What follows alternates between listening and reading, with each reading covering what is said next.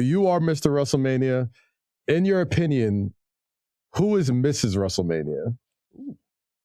Ooh, it's a heck of a question.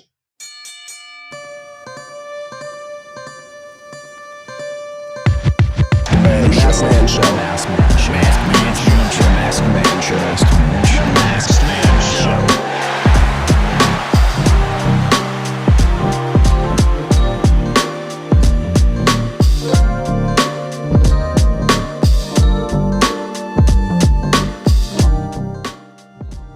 Welcome to the Ringer Wrestling YouTube channel.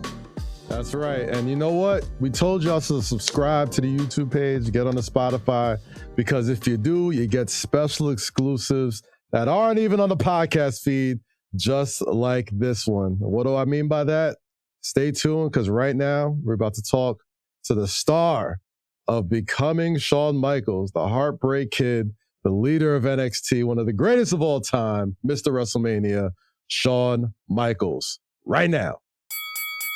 And now we welcome back to the Masked Man Show, probably one of my favorite wrestlers of all time, an absolute living legend, the Heartbreak Kid, Shawn Michaels. Welcome to the show, man. Thank you very much. Appreciate y'all having me. Now, Shawn, I know we just had you on 7 p.m. in Brooklyn with Carmelo Anthony, and one of those moments where you leave a room and you forget the question you want to ask as soon as you leave it and just remember it. So I have to ask you this before we leave. Was Carmelo Anthony the inspiration for naming Carmelo Hayes?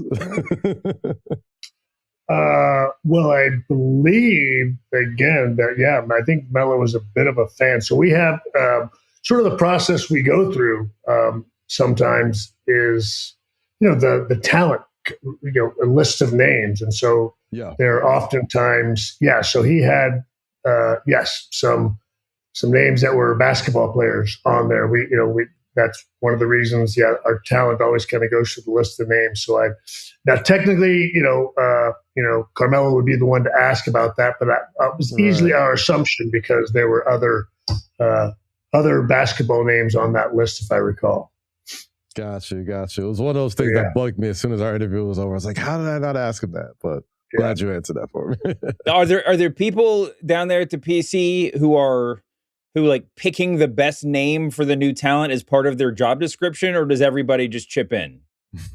No, that's sort of from a creative standpoint. We try to, the talent sort of, comes up with names, and then they have their, their list of their favorites. And if there are a couple ones that sound better or worse or whatever, but a lot of times, ultimately, it always comes down to 9 times out of 10, it's more so what the talent wants, but it also has to be kind of what clears legal and things of that nature. So that's honestly the biggest point, is that there's a lot of reasons why certain names won't work.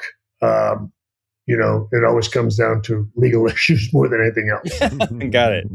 Yeah. Now, Shawn, April 13th, HBK, Heartbreak Kid, becoming Shawn Michaels, drops on Peacock.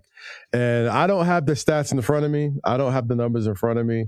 But I'm willing to make a safe bet that you lead the WWE in most wrestling documentaries, right? Like, just as far as the most times we've seen you sit in front of a camera and just talk about all the controversy, all of the life stories, your own life story, all of it. What about this documentary is different from all of the ones you've done in the past throughout your storied career?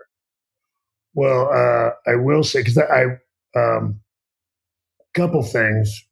One, maybe the record for the most documentaries is only because I'm the one that screwed up his life the most. So, I'm glad you said it. I didn't want to say it, but for me on that one. That's a real one to pat yourself on the back about. But no, when they mentioned that they were doing a documentary, I won't lie. My response was like, really? I mean, what are we going to do that hasn't been covered? But I was surprised that this one, that it had so much in it footage that I haven't seen before, which I was surprised by. And of course, it, begs the question is, like, man, why don't I pay attention to when cameras are around? I've really got to start being more, attentive to noticing when cameras are around. But surprised by that. But again, it's more about the after and what the work that I've done in NXT, and I think a lot of that relationship between myself and the talent, and certainly the growth of from a family standpoint. But I think that's more than anything else going to be the difference maker in it is a lot of the work that I do in NXT is highlighted on this documentary as opposed to anything in the past. Yeah, and that's a big deal. I was watching a little bit of archival Shawn Michaels footage in preparation for talking to you today. And of course, I always just end up going down a giant like AWA rabbit hole when I'm doing this sort of stuff. But I was watching your earliest stuff in the AWA, and I had to ask, with all respect, because we know the heights that you achieved in your career, what's more embarrassing, your early AWA ring work or your early AWA promo work? Probably, I don't know. I think I'd easily say promo work. Yeah. You know what I mean? I think because, working wise, you're still, you're learning. There's reps. You know what I mean? And certainly the same thing with promos. It's going to be reps. But I'll say this: like I've never enjoyed watching myself. I've never enjoyed listening to myself. For the longest time, I never realized my voice. Everybody just talks about my voice being deep and stuff like that. And those are things that when you're hearing it, you don't ever really notice. And so I don't know. There are some people that absolutely adore watching themselves on television. I'm simply not one of them. And I certainly didn't like it early on. But to answer your question, I'd have to say probably easily promo work for sure. The promo stuff seems like it's coming from a different human being than like, the HBK that we would come to love. Is that just a confidence and repetition thing? I mean, your voice seems to have dropped an octave too. Do you find a confidence at somewhere along the way that allows you to be the world champion? Yeah, I think it's getting comfortable with, who you are and where you're at. Early on, gosh, you just don't have any idea other than what you've kind of seen and heard before. I can remember early on, just in my mind, I don't know, trying to sound or at least come across like Ricky Morton. And Sure. It was that going to, that's the closest thing to being cool that I could think of, that I found that I might, want to replicate. And I don't know. And so it is, a lot of it is just trying to find out who you are and getting comfortable. And also being able to, it's one thing to go out there live with the fans. That's a different feeling altogether. But when, back then in AWA, you were just there in the studio on, I think whatever it was, Wednesday mornings. And we were just in there, doing one or two after another, and you're stepping off camera and whatever, sitting there and talking for a while, and then you've got to step in and do one again, and for all right, now in Minnetonka, we're going to wrestle, Buddy and Doug here and do that. So trying to step in and out of that was far more difficult back then, and I, and again, truth be told, I'm sure you're not, trying to get yourself overly focused and in the zone and just not paying as much attention to it as you probably should have when you were younger. Was there a moment? Sorry, Kaz. Go ahead, man. I was just curious, Shawn. What was the moment for you between that kind of that AWA run and the HBK that we've come to know and love, as David mentioned earlier? What was that moment where everything clicked for you with your promo work and your in-ring work, where you thought, all right, I've got a hold on this now, and then that obviously leads you to become who you became? Well, I'll say one of the things I mentioned to talent now, that there are different times. And for me, I feel like it was like every 5 years, you kind of feel as if like, okay, now I'm getting this. And then 5 years goes by and you go, oh, I didn't know anything then, but now I'm getting this. And kind of in 5 year intervals, then at some point around 35 or 40, you realize, okay, you don't ever really get this stuff down. You just evolve and grow and continue to get better because you're maturing and learning more. But I feel as if when I got with Sherry is where I started to at least get a comfortability with the Heartbreak Kid and kind of figuring out who this guy was going to be. With Sherry and with the mirror, that was getting me a little bit more comfortable. And then, being able to work off her kind of helped me, you know what I mean, develop some of the swagger.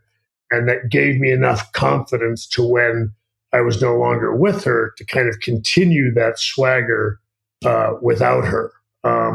So I have to give, I try to do it on a regular basis, but I have to give Sherry just a ton of credit for helping me find that character and who I was, because I just don't think I'd have been able to do it without her. Shawn, I want to fast forward just a little bit because the documentary, well, at least the trailer, I haven't seen the full thing yet, definitely has a lot of emphasis on your work in NXT and developing the new generation of wrestlers. And you have seen a lot of classes of NXT talent come through. And this upcoming WrestleMania, you have Javon Evans on the card. You have Obafemi in the main spot. You got Trick Williams for the United States Championship. And you've had a lot of classes since you've taken over the tenure of NXT. Is this men's class specifically the class you're most proud of as far as people who have taken from NXT straight to the main roster? Well, certainly those three are getting a lot of focus. I'm very proud of. I don't know. I'm proud of. I guess almost all of those 2.0 people because they were all included in that. Maybe less so Javon, but I don't know. I would never. Grayson Waller, Hello, Tony D. Yeah. I mean, JD was in there. Ilya was in there. There are just a lot of individuals. My goodness. Lash and Stephanie and Julia, and again, I know those were a lot after, and certainly Stephanie and Julia had clearly, other experience. But, because to some of those people, again, even Gunther, I worked with him so much over in the UK. So a lot of those guys, JD McDonough, those were a lot of people that I, was working with from the very beginning in UK. So there's a lot of people that you get you get connected to. But certainly, obviously, this year a lot of the focus. I don't know that anybody has come from NXT in recent years and been elevated as quickly as these three have, and then going on to WrestleMania. And so I'm thrilled for all those individuals. Did some interviews the other day, and Lash is going to, be, having her first opportunity at WrestleMania. And I have to say, that's honestly, I've been fortunate to be at a lot of WrestleManias. The only reason I go now is to watch, our NXT kids go out there and enjoy their moment out there at WrestleMania. So, that's the best part of this stuff is watching them all go out there and, stand on that stage and soak all that in, hoping that they enjoy absolutely every bit of it. Are you sitting in Gorilla when this happens? Like when you see your kids out there, are you sitting in Gorilla or are you in a special office? Yeah, no, I'm usually sitting there in Gorilla. Yeah, for sure. I mean, the last couple of years, I've been up there, and hugged them before they went out and hugged them when they came back, and I just want to watch them, do their thing and take it in. So it's always it's an incredibly cool experience. Now, I know you want your students to achieve greatness, right? To go to WrestleMania, to go on to achieve as much as they can. But is there anybody that you wish you could have just kept forever from like a booking perspective? Oh, well, not forever because because that's you're not doing a good job if you've got him forever. Right. But certainly, Javon obviously was somebody I had. I was begging for can just keep him for another 6 months, if not, because we had every intention. He was kind of one of the last ones that they were like, oh, I mean, because we, from an NXT standpoint, we were in our minds going to obviously build around Javon for the next year. And that was, that was kind of the model. And then they're like, oh, no, we're taking him too. And I'm like, and I pushed back a little bit, and was like, should we just 6 months? Like, no. And like 3, like, no. And I'm like, all right. So fair enough. And then, but come on, that's, if that's the worst news you have to have is that they're taking too many of your people, that means we're doing a pretty good job. And that's something that we always have to remember. And that's, part of my job as well is trying to remind people that, hey, this is what we do. Yes. In many respects, yes, we're like the NCAA, we're a brand, but at the same time, they're not meant to stay here. We're not going to build around these people for years and years. It's just not the reality of NXT. And so understanding that you're going to, have these times of setting back and resetting and having to go through a building phase again is just something, that you have to do. It's just no matter how many times you tell yourself that, each time it happens, you're like, geez, is anything going wrong? It's like, no, it's that reset time again. And that's where we're at now. But again, it's always exciting to see who steps up, and we've got people starting to do that. So once again, very excited for the future of NXT. Shawn, a good part of your legacy is always in some way, shape, or form going to be tied back to Bret Hart. And Bret Hart has always been somebody who is not afraid to share his opinion on the current product, on the past, on you, on Triple H, all these things. Like he always has a take. 2-part question. One, do you keep up with any of that? Do you hear any of the stuff Bret says about the current product? And 2, when's the last time you guys have had a conversation?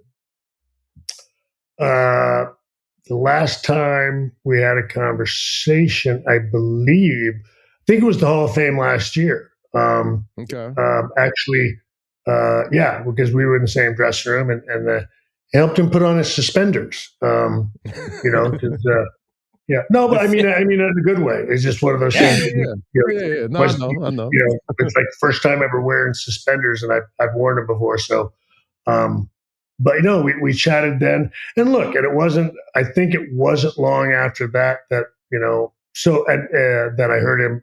So I hear about whatever doing things with Vince, which like, what are you going to do? Never happened. But it's the wrestling business. So I don't know what's anymore.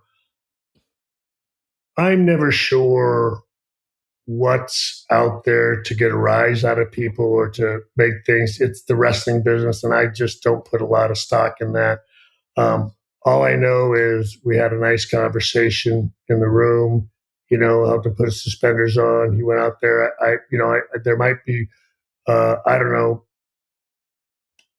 things that he doesn't like. I understand that, and there's lots of things people don't like. Everybody's has a right to their opinion on everything these days. I don't begrudge anyone that.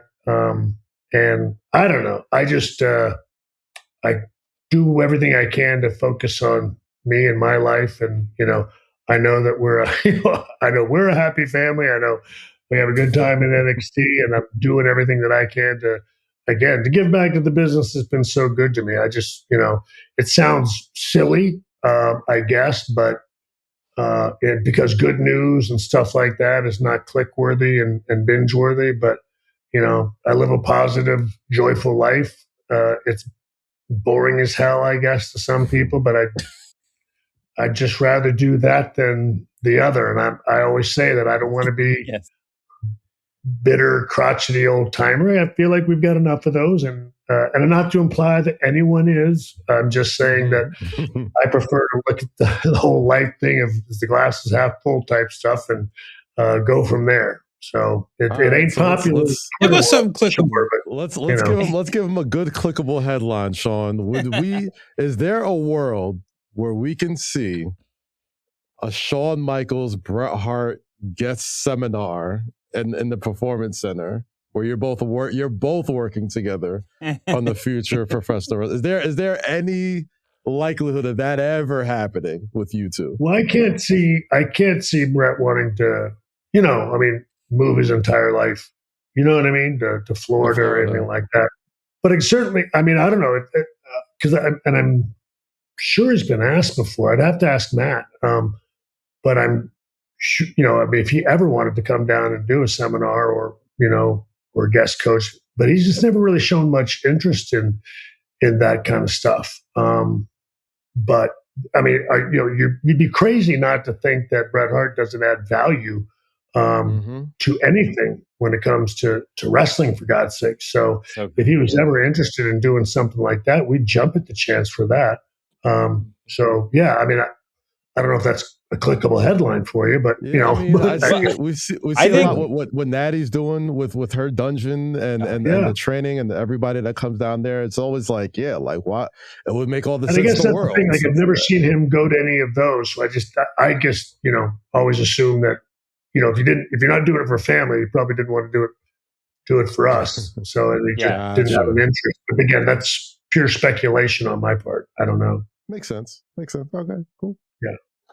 Sean, we got to let you get out of here soon, but I was wondering, with WrestleMania around the corner, you said you just go to watch your graduates have their big moments.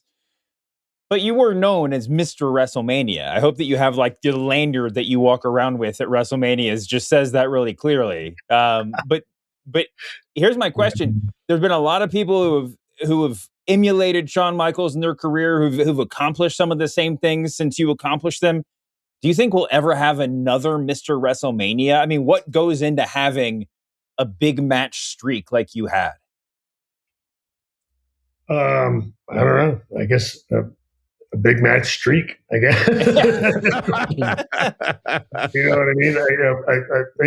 I don't mean I don't know how that sounds, but I guess it's one of those things where if you've got the credibility, if you've got the results, if you've got the actual work, that stuff usually kind of takes care of itself. I said the name, but I don't think it would have stuck if I didn't have the record or the credibility to come along with it. I don't know. But so I don't know, because I feel like, I don't know, that's one of those ones where it gets tough, because I always, it's one of those things I have, and something that we say, I try to tell people, the performance centers, don't duplicate someone else's version of success, Yeah. That's something that we do a lot in this line of work, is that I saw what this guy did, and so I'm going to do this, this, and this, and it doesn't work. And so that's something that I feel, and I certainly try to teach, is, I was mentioning to guys the other day, and they were asking me, like, what do you feel like the next, like Attitude Era and all that kind of stuff, and how did you guys know that was coming, and things of that nature? And I said, well, it was a feeling, and we were, culturally, we could see where we were at, and they said, well, do you feel like anything like that's coming on now? And I said, boys, I'm 61, or I'll be 61. It's not going to come from me. It's not going to come from a 61-year-old dude. It's got to come from you guys. And I said, the thing is, this is one of those times where I am the crotchety old timer. I said, the only thing is, when we came back from the ring, we were talking about it. We'd get in the car, and then we were talking about it and trying to figure it all out. I said, you guys come back from the ring and you go, You know what I mean? Yeah. You know, and that's I do all. have a follow-up to that. And look, well, I'm just saying the answer might be in there, but it's, you know what I mean? So I don't know. I mean, that's just one of those things that,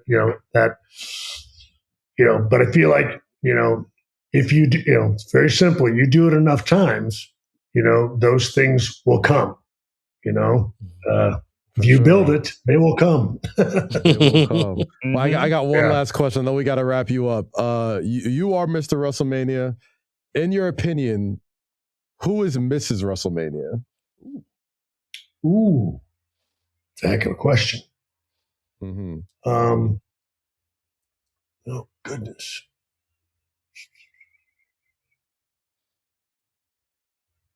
I don't know. I mean, I don't know. That's a great question. I mean, I don't know.